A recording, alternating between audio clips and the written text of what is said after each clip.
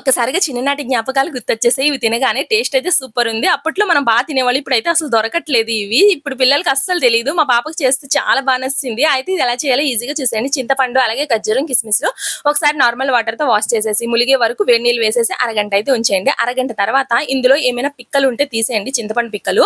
తీసేసిన తర్వాత మిక్సీ జార్‌లో వేసేసి, అందులోనే కొద్దిగా వాటర్ వేసేసి బాగా మెత్తగా గ్రైండ్ చేసేయండి. ఇక్కడ చూస్తున్నట్టుగా. ఇప్పుడొచ్చేమో స్ట్రైనర్‌లో వడకట్టేయాలి. ఇలా వడకట్టినప్పుడు కిందకి దిగదు. ఇలా స్పూన్‌తో లాగారంటే మొత్తం గుజ్జంతా వచ్చేస్తది. 1 కప్ అయితే బెల్లం తీసుకున్నాను. 3/4 కప్ అయితే చింతపండు గుజ్జు. ఇప్పుడైతే అల్లము 1 టేబుల్ స్పూన్. ఇప్పుడైతే కడాయి పెట్టేసుకోండి. కొద్దిగా నెయ్యి వేసుకొని అల్లం, బెల్లం, చింతపండు గుజ్జు మొత్తం వేసేసి ఇలా ఒకసారి కలిపేయండి. బాగా కలిపిన తర్వాత కొంచెం అంటే కొంచెం కరిగిన తర్వాత ఇందుట్లోని 1 tablespoon, half tablespoon అయితే కారము, half tablespoon black pepper, chaat masala, జీలకర్ర పౌడర్, కొద్దిగా బ్లాక్ సాల్ట్ వేసేసి ఇక్కడ దగ్గర పడే వరకు ఇలాగ తిక్కుగా అయ్యేగా కట్టేయడమే. అంతే. టేస్ట్ మాత్రం సూపర్ ఉండిద్ది. ఇలా గోరువెచ్చగా ఉన్నప్పుడు ఈ స్పూన్స్‌కి అయితే ఇలా పెట్టేసుకోవాలి. అంటే చల్లగా అయిపోయిన తర్వాత కవర్ తోటి ప్యాక్ చేసేయడమే.